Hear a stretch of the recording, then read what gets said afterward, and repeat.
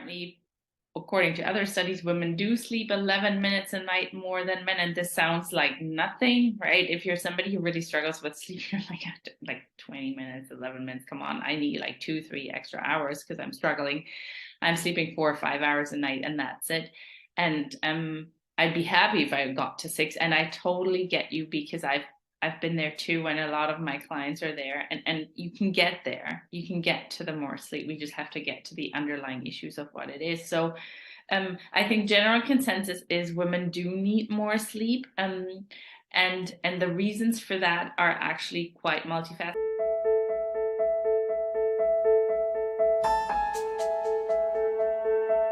Welcome to this week's episode of the Sleep Like a Boss podcast. I'm Annika, Carroll, women's sleep and health coach and functional practitioner. And I was recently asked why I mainly work with women as a sleep coach while there's so many men out there who also struggle with insomnia. And I thought that was a very fair question. And I wanted to dive in a little bit into women and sleep today. And I think one of the main reasons that I mainly work with women is A, I'm female, and B, I've had my struggle with insomnia and burnout. And I really understand the female body, and I really want to support women in feeling better because we have so much on our plates, and a lot of that really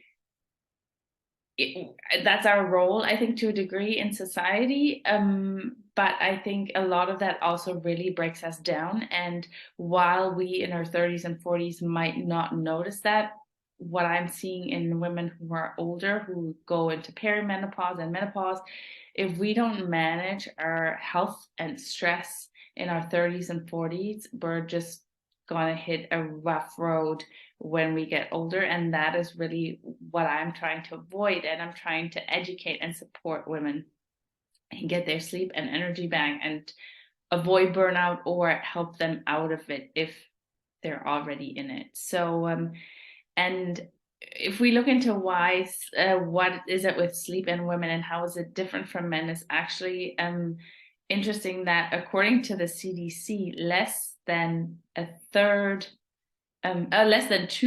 of women get enough sleep every night. So that is like over 60% of women not making the recommended 7 to 9 hours. And so what is enough sleep? 7 to 9 hours, that's a very broad spectrum of hours of sleep that is recommended. And there's also a general recommendation. So this recommendation is for men and women alike. And what I'm seeing in practice is that, yes, men often can get by more on 6-7 hours, while women, we actually don't do so well on that. So there is still a lot of debate, I think, in the field about how much sleep is ideal, or should women get, should men get. There's just been a recent study released that said women need about 20 minutes a day more than men, which I think there's still so much bioindividuality, and 20 minutes doesn't really sound like a lot.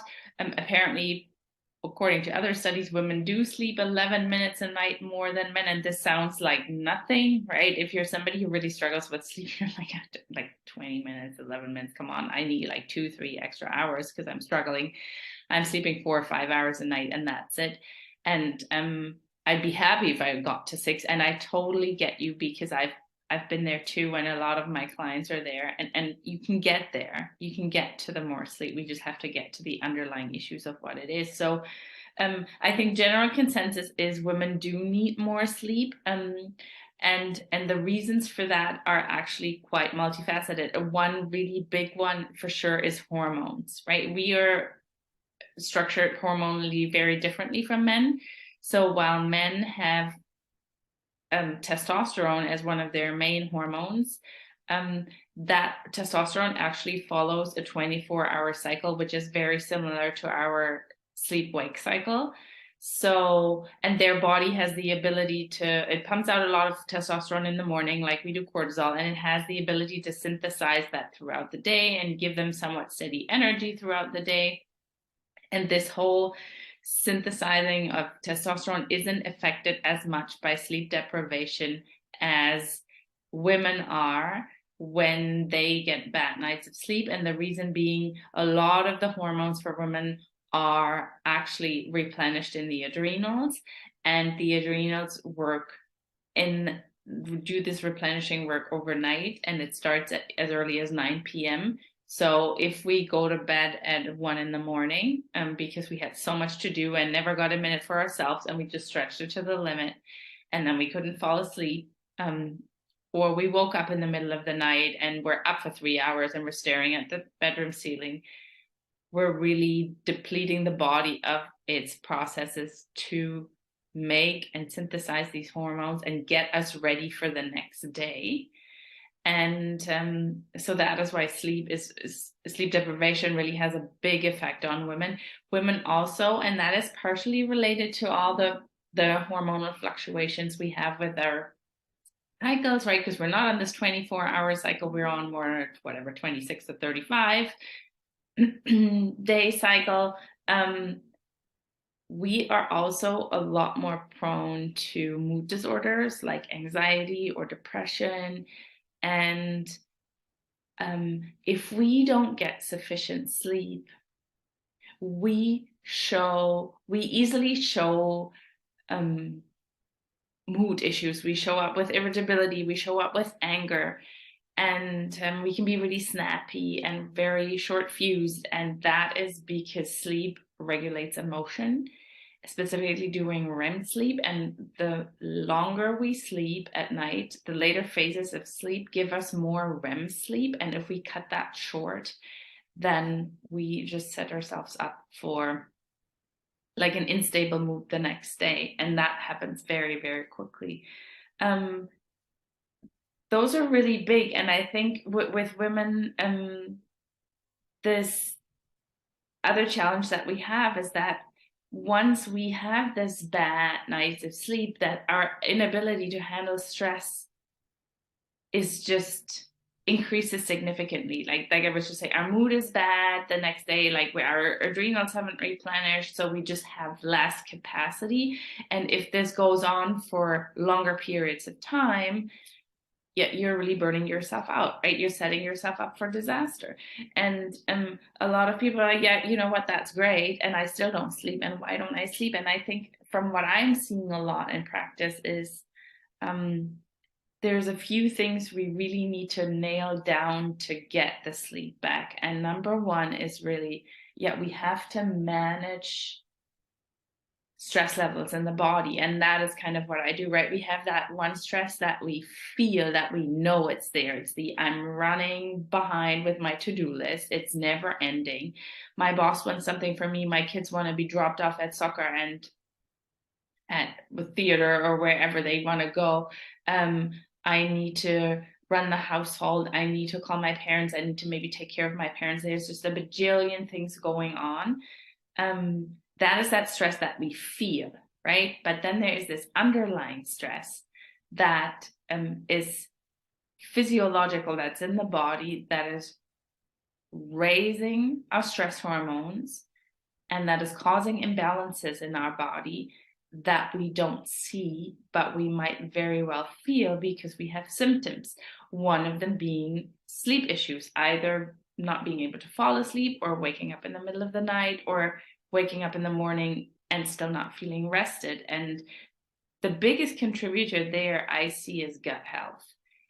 If we're constantly stressed, and not sleeping causes a ton of stress on the body, our protective gut lining actually breaks down, and we are prone to increased gut permeability. That is called a leaky gut. So then we eat things that we might maybe be a little sensitive to, that our body can't deal with. This then passes through the gut lining that is leaky and causes inflammation in the body. I see a lot of imbalance in the gut microbiome, and the gut microbiome is so important, our good and bad gut bacteria, because they help us make feel-good hormones, neurotransmitters that help us feel great.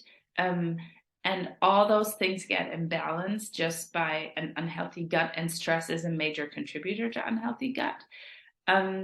The other thing that happens if our gut microbiome is imbalanced for too long, our sex hormones become imbalanced. And stress, again, is another big contributor there as well. But if that happens, we might not, if we're too stressed or we don't have the right nutrients to make building blocks either of hormones or neurotransmitters, we might eventually, as women, have an ovulatory cycle. So we might not have enough progesterone that month to offset estrogen. Then we start getting symptoms like PMS, breast tenderness, water retention, bloating, all these kinds of fun things that then affect not just our period, but maybe throughout the months. And then that can also impact our sleep. And another thing I really see is nutrient deficiencies. So that women, I think in general, a lot of us are nutrient deficient, male or female alike, because our diets are in a lot of cases not great. We eat a lot of processed foods. Then I see people who are like, you know what, but I'm super healthy. I eat whatever, organic. I eat the nicest vegetables. I eat the best protein sources. I'm all good. I don't think I have nutrient deficiencies. Potentially you still do, because it's just our soils are so depleted. There's not that many nutrients in the food as that used to be. And what women often underestimate is if you've had a child, if you've been pregnant, you've nurtured another person in you. And that pulls so much out of your body because you're giving it to the baby. Then you might have breastfed after. And I often see that with women that their nutrients are so depleted, and that's why they cannot make proper neurotransmitters or hormones in certain ways, that we need to support the body to get that back up and get that back in balance, and then they do feel a lot better. And that is why with all my clients, I look at their gut, I look at their hormones, I look at their nutrients, because I know that all that being imbalanced puts stress on the body, and putting stress on the body raises cortisol. And if we're already not sleeping or we're burning the candle at both ends, we don't want cortisol to go any higher. We actually want it to come down in most cases, or want the body to be able to balance it again and actually use it properly, so we can have that energy during the day, and we can wind down at night, and we can go to sleep, and we can sleep through the night. Yeah, I hope this was insightful. That's why I'm a women's sleep and health coach, because I believe there's so many things in the female body that are delicately interconnected that you have to look at in one, and you have to look at the different fires that you have to fight, that we have to extinguish, and then get the body back in balance. And this is the physical part of it, for sure, the gut, the hormones, the thyroid, all these things, as much as it is our mindset, the way we deal with stress, the way we handle our day to day. And that is why I love to work with women, to look at all of those things and make you feel great and give you the energy that you deserve to show up the way you want to. I hope this was helpful, and I'm looking forward to seeing you next week.